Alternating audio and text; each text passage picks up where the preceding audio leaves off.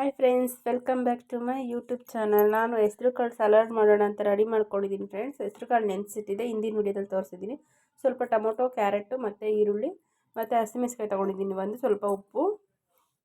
ಇದು ಬೇಸಿಗೆ ಟೈಮಲ್ಲಿ ಮಾಡ್ಕೊಂಡು ತಿಂದರೆ ಚೆನ್ನಾಗಿರುತ್ತೆ ಫ್ರೆಂಡ್ಸ್. ಮಧ್ಯಾಹ್ನ ಊಟನ ಸ್ಕಿಪ್ ಮಾಡಿಬಿಟ್ಟು ಹೆಸರು ಕಾಳು ಕೋಸಂಬರಿ ಮಾಡ್ಕೊಂಡು ತಿಂದೆ ನಾನು. ಊಟ ಏನು ಮಧ್ಯಾಹ್ನ ಮಾಡೋಕ್ಕೆ ಹೋಗಲಿಲ್ಲ ಫ್ರೆಂಡ್ಸ್. ತುಂಬ ಟೇಸ್ಟಿಯಾಗಿರುತ್ತೆ. ಸ್ವಲ್ಪ ಬಾಡಿ ಸತ ಹೀಟ್ ಆಗಿದೆ, ಸ್ವಲ್ಪ ಕೂಲ್ ಥರ ಅನಿಸುತ್ತೆ ಫ್ರೆಂಡ್ಸ್. ಹಾಗಾಗಿ ಹೆಸರು ಕಾಳು ಸಲಾಡು ವಾರಕ್ಕೆ ಒಂದು ಸತಿನಾದ್ರೂ ತಿನ್ನಬೇಕು. ಆದರೆ ಈ ಟೈಮಲ್ಲಂತೂ ಸಿಕ್ಕಾಪಟ್ಟೆ ಹೀಟ್ ಆಗುತ್ತೆ ಫ್ರೆಂಡ್ಸ್. ಅದೆಲ್ಲ ಮುಗಿಸಿ ಸ್ನಾನ ಮಾಡ್ಕೊಂಡು ಬಂದೆ.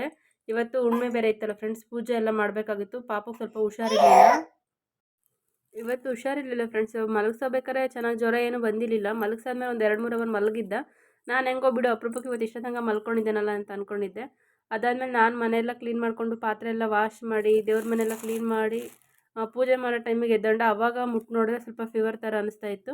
ಇವಾಗ ದೇವ್ರ ಐಟಮ್ಸ್ ಎಲ್ಲ ತೊಳೆಯೋಣ ಅಂತ ಎಲ್ಲ ಕೆಳಗಡೆ ಇಳಿಸ್ಕೊಳ್ತಾ ಇದ್ದೀನಿ. ಎಲ್ಲ ಒಂದು ಬೇಸಿನೇ ತುಂಬಿಟ್ಕೊಂಡಿದ್ದೀನಿ ಫ್ರೆಂಡ್ಸ್ ತೊಳೆಯೋಣ ಅಂತ. ಅವ್ನು ಯಾವತ್ತೂ ಇಷ್ಟ ತನಕ ಒಂದು 2-3 ಅವರ್ ಮಲಗೋದೇ ಇಲ್ಲ. ಮಲಗಿದ್ರೆ ಒಂದು ಅರ್ಧ ಗಂಟೆ, ಒಂದು ಮುಕ್ಕಾಲು ಗಂಟೆ ಲಾಸ್ಟು.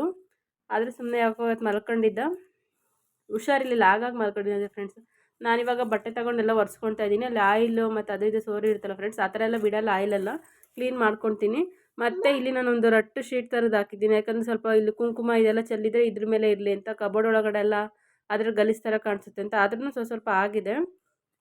ಅದಾದಮೇಲೆ ಒಂದು ಬಟ್ಟೆಗೆ ಅರಿಶಿನ ಪುಡಿ ಮತ್ತು ಕರ್ಪೂರ ಸೇರಿಸ್ಬಿಟ್ಟು ನೀರಲ್ಲಿ ಹಾಕಿ ನೀರು ತುಂಬಿಕೊಂಡು ಅದರಲ್ಲಿ ಎಲ್ಲ ಒರೆಸ್ಕೊಳ್ತಿದ್ದೀನಿ ಫ್ರೆಂಡ್ಸ್.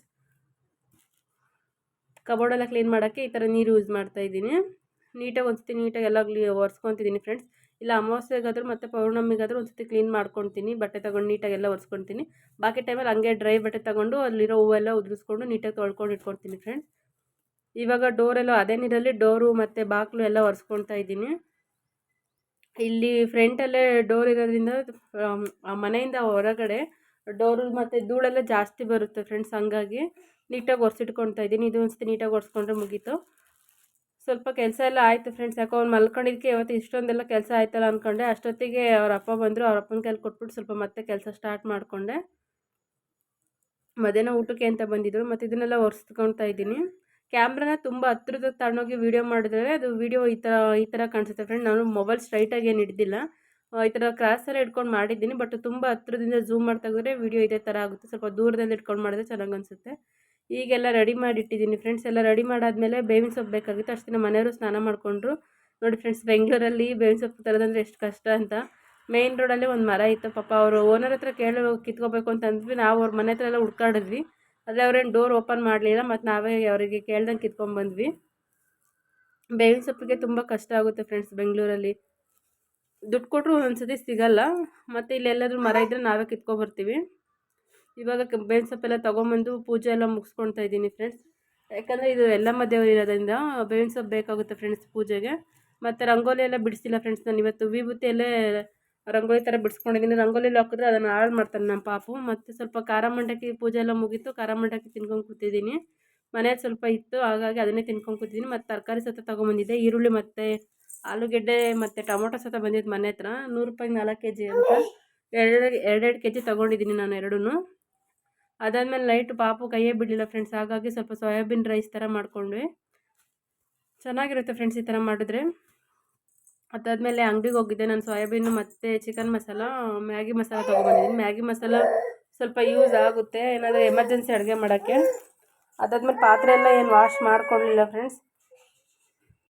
ನೈಟು ಪಾತ್ರೆ ವಾಶ್ ಮಾಡೋಣ ಅಂತ ಎಷ್ಟು ಟ್ರೈ ಮಾಡಿದೆ ಫ್ರೆಂಡ್ಸ್. ಆದರೂ ಒಂದು ಪಾತ್ರೆ ವಾಶ್ ಮಾಡೋಕ್ಕೆ ಬಿಡಲಿಲ್ಲ. ಮಳೆ ಬೇರೆ ಬರ್ತಾಯಿತ್ತು, ಸ್ವಲ್ಪ ಗುಡುಗ್ತಾ ಇತ್ತು. ಆ ಗುಡುಗು ಬಂದ ತಕ್ಷಣ ಎದ್ರುಕೊಳ್ಳೋಣ ಫ್ರೆಂಡ್ಸ್. ಅದಾದಮೇಲೆ ನೆಕ್ಸ್ಟ್ ಮಾರ್ನಿಂಗು ಸ್ವಲ್ಪ ಜೀರಿಗೆ ಟೀ ಮಾಡ್ಕೊಂಡು ಕುಡ್ತೀನಿ. ಮತ್ತು ಪಾತ್ರೆ ಸತ ಹಂಗೆ ಇತ್ತು, ತೊಳಿಬೇಕಾಗಿತ್ತು. ಸದ್ಯಕ್ಕೆ ಅವ್ನು ಮಲ್ಕೊಂಡಿದ್ದ, ಅಷ್ಟೊತ್ತಿಗೆ ಟಿಫನ್ ಮಾಡ್ಕೊಂಬಿಡೋಣ ಅವ್ನು ಮಲಗಿದ್ದಾಗಲೇ ಅಂತ. ಸ್ವಲ್ಪ ಫೀವರ್ ಸತ ಐತೆ. ಹಂಗಾಗಿ ನಾನಿಲ್ಲಿ ಕ್ಯಾರೆಟು ಮತ್ತು ಕ್ಯಾಬೇಜು ಮತ್ತು ಕ್ಯಾಪ್ಸಿಕಮ್ ತೊಗೊಂಡಿದ್ದೀನಿ, ಬೀನ್ಸ್ ತೊಗೊಂಡಿದ್ದೀನಿ, ಈರುಳ್ಳಿ ಮತ್ತು ಕರಿಬೇವು, ಟೊಮೊಟೊ ತೊಗೊಂಡಿದ್ದೀನಿ. ಸ್ವಲ್ಪ ಲೈಟಾಗಿ ಮಾಡ್ಕೊಳ್ಳೋಣ ಅಂತ, ಬೇಗ ಬೇಗ ಆಗುತ್ತಲ್ಲ. ಮತ್ತೇನು ಜಾಸ್ತಿ ಮಸಾಲೆ ಎಲ್ಲ ತೊಗೊಂಡಿಲ್ಲ. ಸ್ವಲ್ಪ ಜೀರಿಗೆ ನೀರು ಚೆನ್ನಾಗಿ ಕುದ್ಮೇಲೆ ಒಂದು 1/4 ಕಪ್ ಅಷ್ಟು ಆಗಿತ್ತು. ಚೆನ್ನಾಗಿ ಕುದ್ಬಿಟ್ಟಿತ್ತು. ನಾನು ಆಮೇಲೆ ಕುಡಿಯೋಣ ಅಂತ ಇನ್ನೂ ಕುದಿಸ್ತಾನೆ ಇದ್ದೆ. ಅದಾದ್ಮೇಲೆ ಪಾಪುಗೆ ಸ್ವಲ್ಪ ರವೆ ಹಾಕ್ಬಿಟ್ಟು ಸ್ವಲ್ಪ ಉಪ್ಪು ಹಾಕಿ ಗಟ್ಟಿಗೆ ಉಪ್ಪಿಟ್ಟು ಥರ ಮಾಡಿದ್ದೀನಿ. ಅದು ಸಾಫ್ಟಾಗೇ ಇದೆ. ಒಂದು ನೀಟಾಗಿ ಬೇಯಿಸ್ಕೋಬೇಕಷ್ಟೇ. ಆಮೇಲೆ ಅದನ್ನು ತಿಂತಾನವನು. ಅದಾದಮೇಲೆ ನಾನು ಸಾರಿ ಫ್ರೆಂಡ್ಸ್, ಪಲಾವ್ ಸತ ಆಗಿತ್ತು. ಇವಾಗ ನಾನು ಊಟ ಮಾಡ್ತಾಯಿದ್ದೀನಿ. ಅವ್ನು ಎಷ್ಟು ಊಟ ಮಾಡ್ಸೋಕ್ಕೆ ಟ್ರೈ ಮಾಡಿದ್ರು ಊಟ ಮಾಡಲಿಲ್ಲ. ಆಮೇಲೆ ನಂದು ಊಟ ಆದಮೇಲೆ ಸ್ವಲ್ಪ ಹೊರಗಡೆ ಎತ್ಕೊಂಡೋಗಿ ಊಟ ಮಾಡ್ಸೋಣ ಅಂತ ಎತ್ಕೊಂಡೋಗಿದ್ದೀನಿ ನೋಡಿ ಫ್ರೆಂಡ್ಸ್. ಎಷ್ಟು ಸಾಫ್ಟಾಗಿದೆ.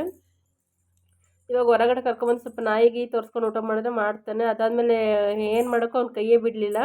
ಅದಾದಮೇಲೆ ನಾನು ತೊಡೆ ಮೇಲೆ ಮಂಗಿಸ್ಕೊಂಡು ಅವ್ನು ಮಲ್ಕೊಳ್ಳೋ ತನಕ ಸುಮ್ಮನೆ ಸರಿ ಮಲ್ಕೊಳ್ಳಿ ಇಲ್ಲ ಅಂತ ಸುಮ್ಮನೆ ಏನು ವೀಡಿಯೋ ಮಾಡ್ಕೊಳಕ್ಕೆ ಹೋಗಲಿಲ್ಲ ಫ್ರೆಂಡ್ಸ್. ಸುಮ್ಮನೆ ಕುತ್ಕೊಂಡಿದ್ದೀನಿ ಅವನ ಜೊತೆಗೇ.